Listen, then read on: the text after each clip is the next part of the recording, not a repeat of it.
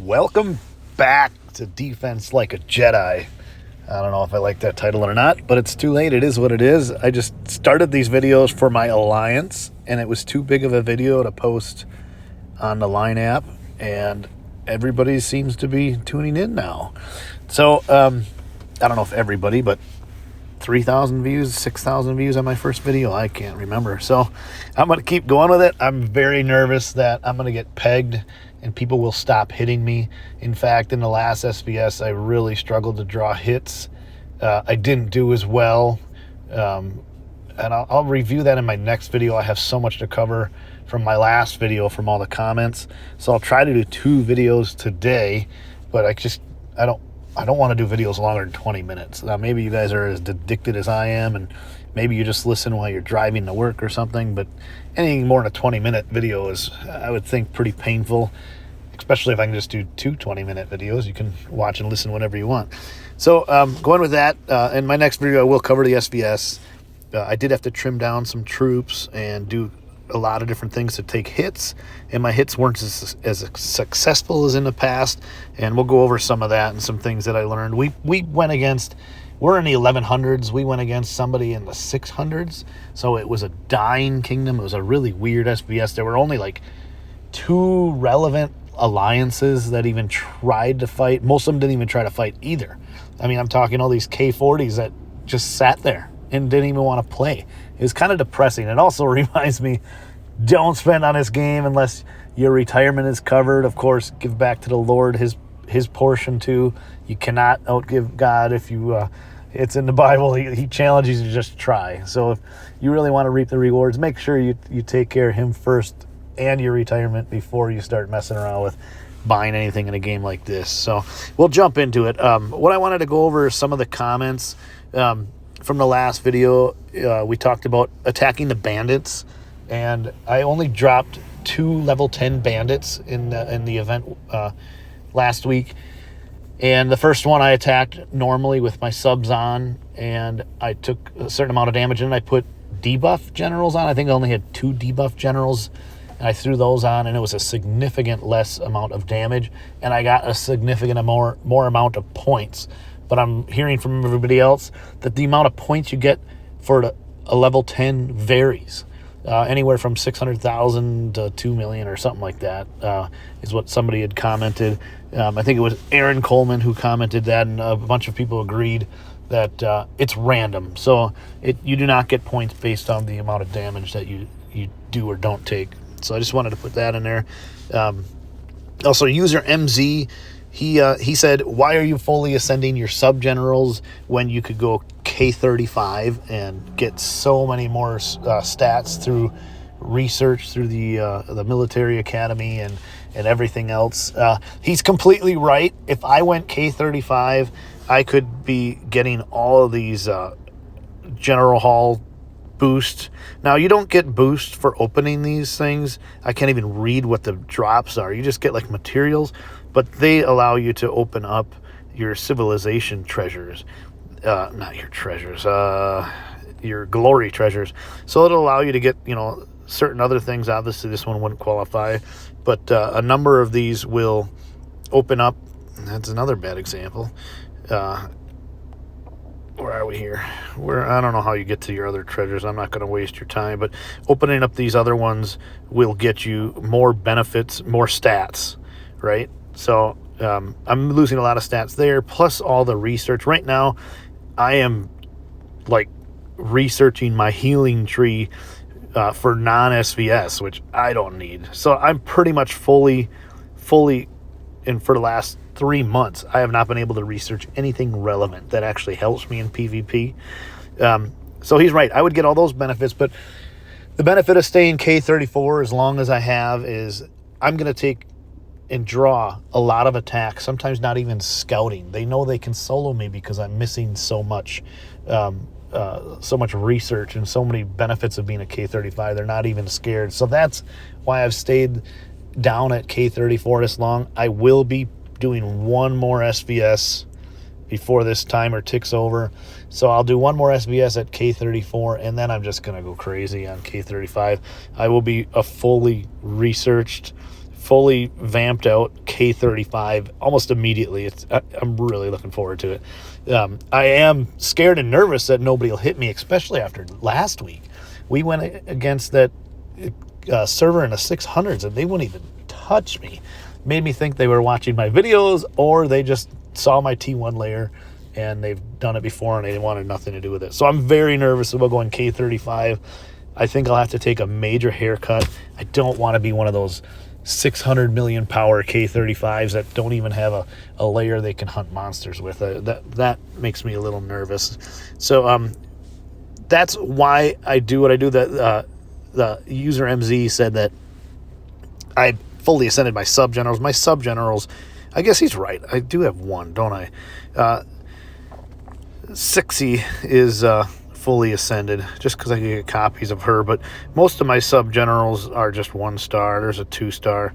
So, and this Nordic Barbarian King, I guess when I was younger, I didn't know anything about how good sub-generals were, so I wouldn't even try for them in the events. So I would say my sub-generals are lacking, if nothing else. I'm curious about taking like a Nero, fully ascending him to get his stats, just because now I'm learning how much HP really makes a difference in some of these battles. I did get Flavius. He sucks as a general, but that qualifies me for one more thing in the art hall. So now there's only 2 generals I don't have to qualify for the art hall, and one of them I don't even think you can get anymore. I know I'm going off on a tangent, but I'll try to make this quick and painless as well. General Hall 3, this dude with the ship, I don't even know if he's in any chests. I looked through all the chests in the current events. I couldn't find him. He's not in the common general, you know, the one that you can open up your epic general, and he's not in this event here through any of these. Oh, it's over already. The general invitations, he's not in any of those chests, so I don't think I'll ever get him. Everybody else in this whole General Hall 3 is pretty lame. I mean, not desired generals. I mean, I guess there's a couple, right?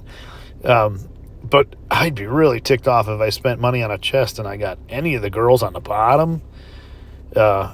Any of these guys. I wouldn't want anybody in here except for Edward Teach and the guy I need that I don't have, right?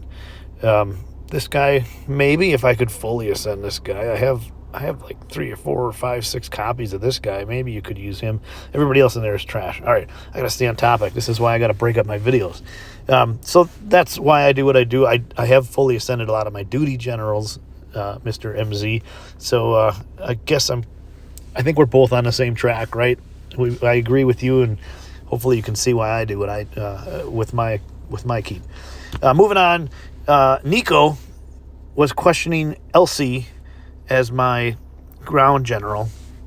I should go to show you my setup here. I'm gonna have to put her on. I don't have her saved because I don't have enough presets. So this is my assistant. So when I pick an assistant and a main general, I want to make sure they can take an attack book. He said that, well, Elsie can't take an attack book, or your assistant can't. Well, only one of them can take an attack book. Otherwise, they would override each other. But I want 2 generals that can both take an attack book so they can share one. And that's an extra 25% attack that I'm going to get.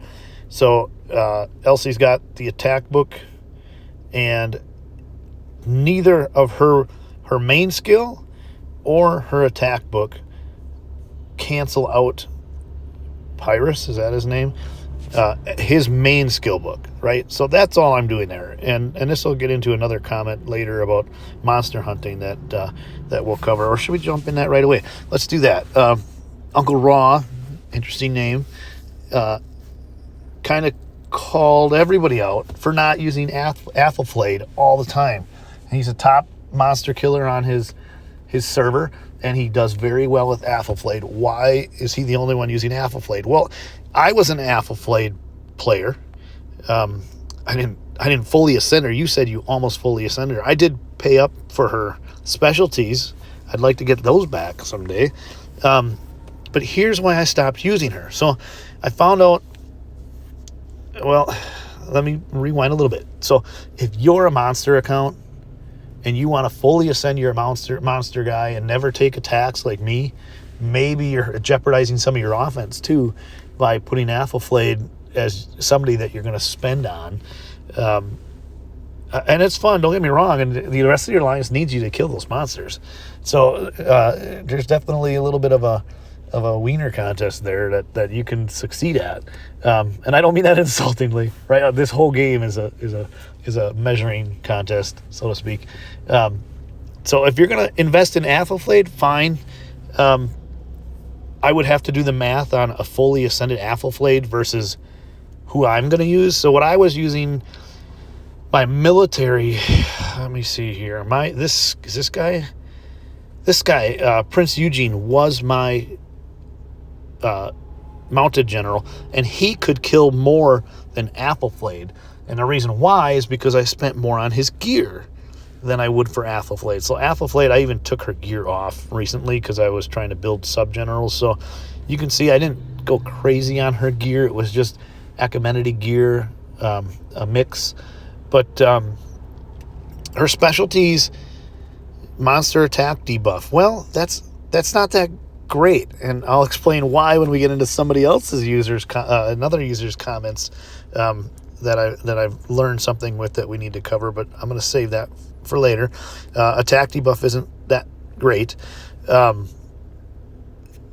So what I found out is my main attacking PvP general was killing better than Altheflade. So then I said, all right, I'm just going to use it, and I'll put Altheflade as my assistant because she's got this big skill book of 55% monster attack debuff. But you cannot put a monster attack, I said debuff, I meant buff. You cannot put a 45% mounted attack against monsters on her because of this. So I realized I stuttered there. So let me reiterate. Read her card. Increases mounted troop attack and defense by 55%. Well, the defense doesn't help you. Just like attack debuff doesn't help you on monster attack debuff, unless you don't kill that monster. So all I'm really looking at now is 55% attack against monsters. So I could on any other general, and this is what I did. So here's my monster attack. I use my normal PvP general. Where am I going here? Is Polygenus? Is that how you say it? Anytime I don't know how to pronounce anything, I say it really fast. Polygenus. See? I sound smarter. All right. If I slowly try to pronunciate it, you guys would realize that you're listening to an idiot on YouTube. And I don't want you guys to know that for as long as I can hide it. All right. So my monster debuff, or my monster attack general, is George Custer. And that's not the one I want. I want the one without stars because he's set up for monsters. So if I select him, you'll see that he brings march size increase, awesome, and 40% mounted troop attack. Okay, so I lost 15% attack, right? Not really, because I can now put a mounted monster attack against monsters, 45%. So I'm only losing 10% mounted troop attack against monsters, and I'm gaining 40% all attack. So I don't know. Guess I should do the math on that beforehand. What did I say? I'm losing 10, and I'm gaining 30% more attack by using a non-Altheflade.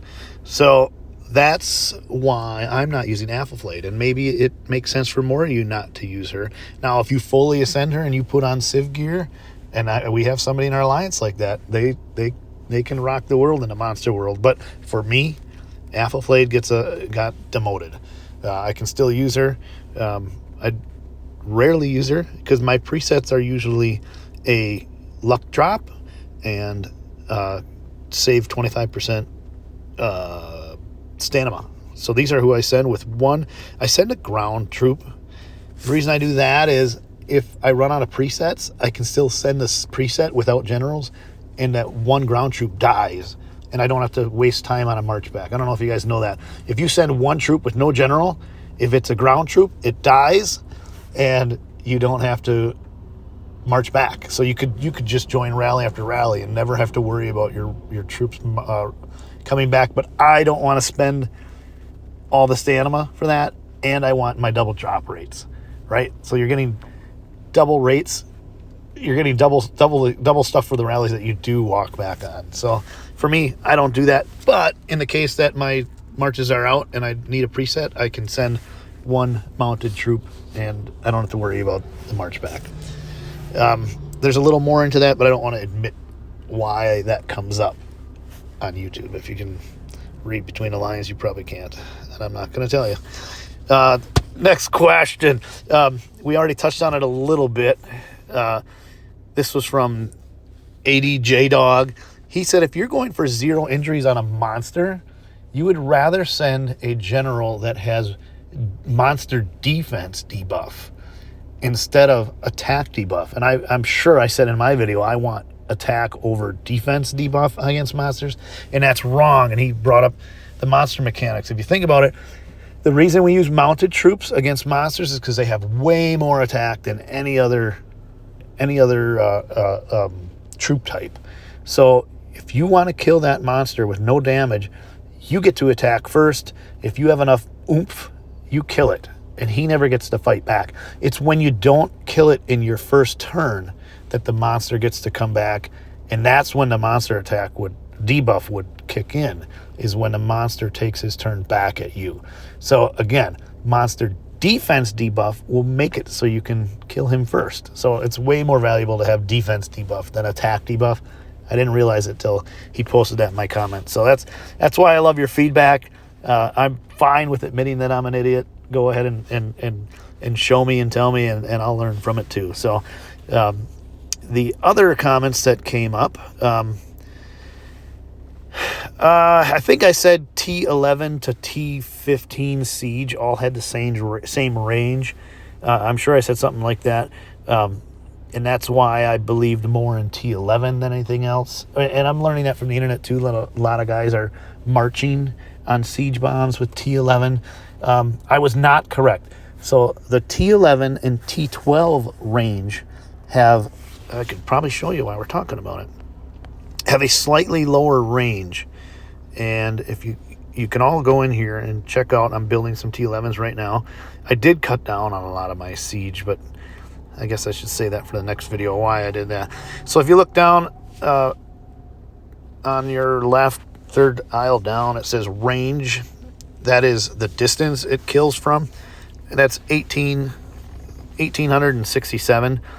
You just take my word for it. T12s have the same, okay? Then when you jump up to T13, and I didn't know this either, I thought T16 had a longer range. It does not. So from T13 all the way up to T16, the range is 2178. So looking back, it was 1867. You're getting, I didn't do the math, I don't know, a couple hundred, 211 more distance. Actually, 311 more distance from a 13 to a 12. And then if you go all the way up to 15s, which I don't have yet, the range is the same. So it's just the attack and defense that changes. I thought T16s could kill from further away, and that's why everybody wanted them, but apparently not. So a correction on that. I'm still going to do flat refines for my siege general, because siege attack debuff gets debuffed so easily. Now, if you want to argue that HP and defense refines are better, yeah, you could do the math on that, because that's really hard to debuff. So if you're going to attack somebody, they're not going to have that great of debuffs on HP and defense for your siege, but your attack is definitely going to get debuffed. So I guess we'll leave it at that. If you guys want to see my siege, I don't know why you'd want to see my siege hero. I have not had a successful siege hit yet, and I don't use them on on barbarians. I need some lessons on our barbarians. If you guys want to teach me how to hit up barbarians, I get you only want to use like 50 at every tier, but I'm seeing people sending one big march of like T15s, and they aren't even layering out their 14s and 13s like you would in a PvP. But I'm also seeing people using Siege on barbarians, but I can't find enough of it on the internet. So if you guys know something about that, or somewhere to direct me on barbs, maybe I should make a video on how much I don't know and then read the comments, and you guys can teach me that way. Maybe I should actually do that. Moving on. Let's see what else. There was one other comment that I wanted to talk about. Wisconsin realtor Matt. Just so you know, I'm in Wisconsin myself. He commented twice. One thing, he asked me to do something on blazons. I'm going to do that in the next video, maybe at the end, because it is painful. Blazons kind of suck, but I can at least tell you what I aim for and why. I think it's pretty cut and dry if you do your own research, but I can at least tell you what I do on mine. But the other thing he asked is for attack on your wall general. Let's look at my wall general. For refines, your weapon and your what would you call the bracers and the rings? I don't know, your hands. You can do a variety of attacks. He understands why on the other gear you'd want to do defense and HP, flat refines for that mounted layer, right?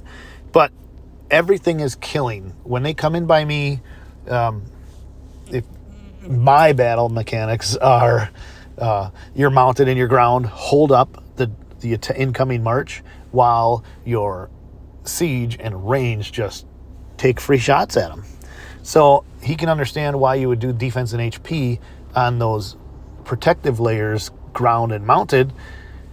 But if your siege and range are doing the killing, wouldn't you want percentages of attack on range and siege? And I would say it isn't the worst. It really depends on your build. So my build is defense, and I'm trying to use the least amount of siege I can to keep from getting siege bombed, and I want to keep my power down so people attack me without even scouting. But if we look at the weapons, you definitely want to do your I have a siege percentage attack on my weapon. You definitely want to do your attacks after you get your defense and HP done, just because you want that T1 layer to survive. But we can go ahead and take a look at my refining here. So I would like to refine that machine attack away. If it was range attack, it'd be even better, because let's look at my build. Maybe that'll be a better way of describing it. I can get range and siege attack percentages from everything. You can't get flat refines from everything.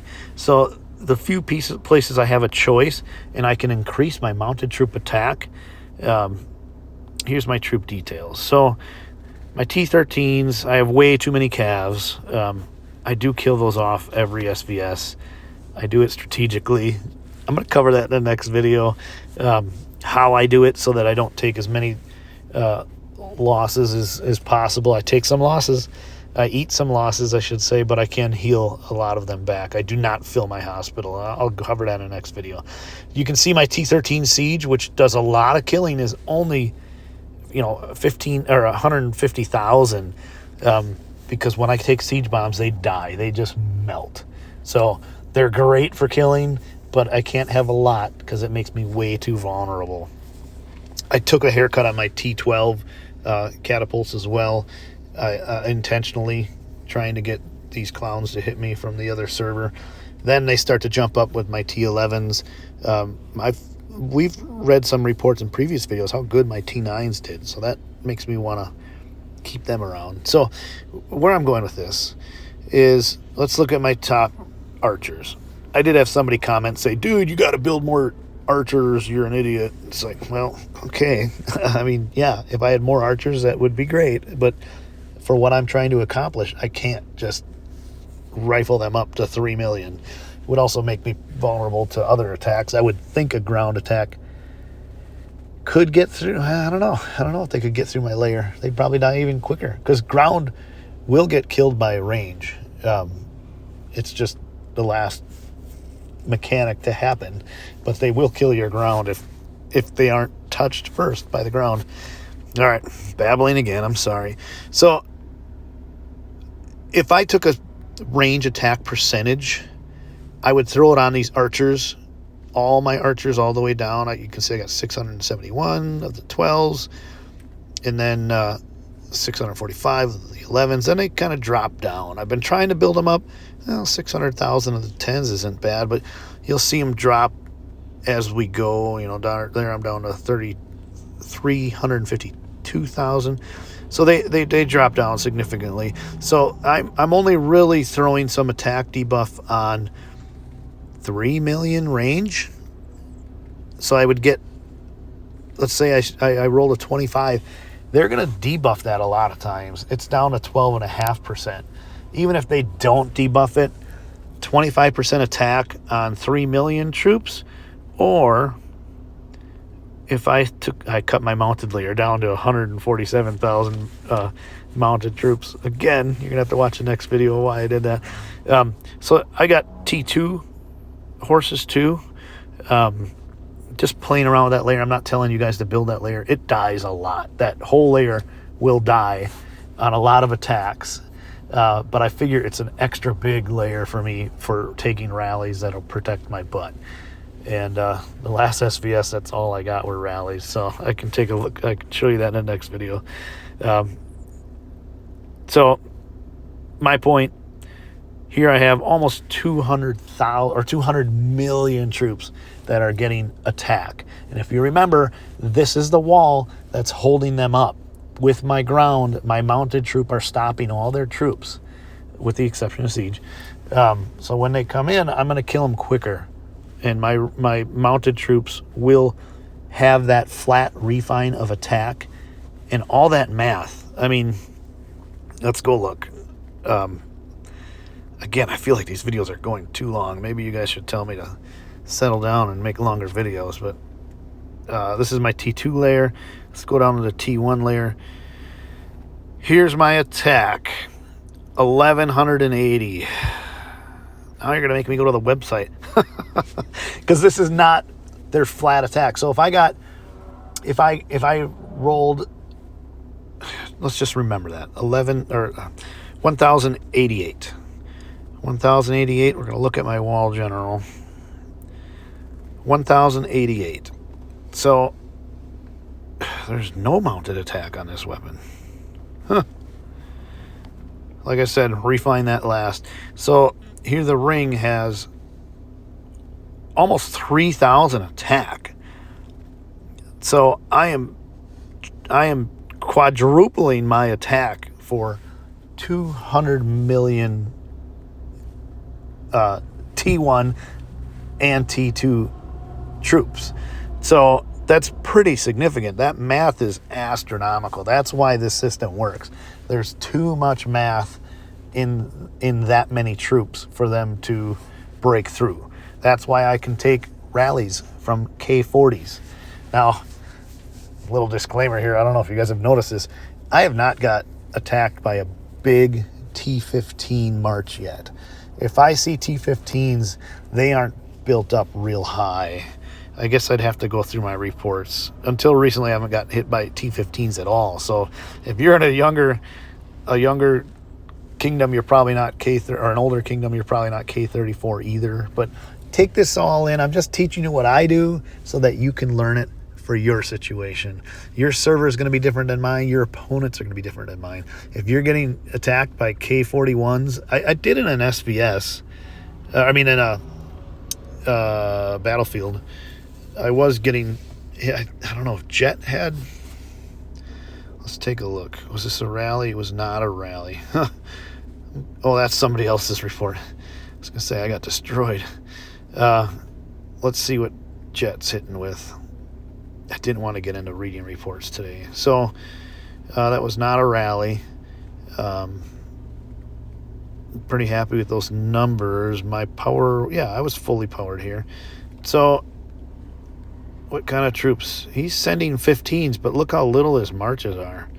He didn't even have 4 layers, and he's got 1,000 each. So he's new to T15s, you can tell, and he just treated them like a layer, which is smart, which is probably what I might do at K35. I'm not sure, but that's an extra layer for my troops to chew up too. So not the dumbest thing in the world. But my point is, I'm not taking big T15 rallies. Like, if somebody has 15s, it's one person and they don't have a lot. So keep that in mind with all these things I'm showing you, that there are loopholes and situations where it might not work for you. You're going to have to play around with it. Definitely play around in Battlefield before you try out anything I'm teaching you in SVS, because that's in writing for your whole server to see when you take a big loss. That hurts. I've been there. Your pride in the measuring contest, you lose that, right? So make sure you know what you're doing with Battlefield before you go and try to play around with stuff in SVS. I'm going to cut the video off here. In my next video, we'll review the SVS stuff and some of the rough stuff that I had to deal with, why I killed off my mounted, and I was going to tell you I got Flavius, but I already told you that. We'll go over to the Blazons, and I'll show you how that resource event works that's going on right now that you guys can do with your subsidies.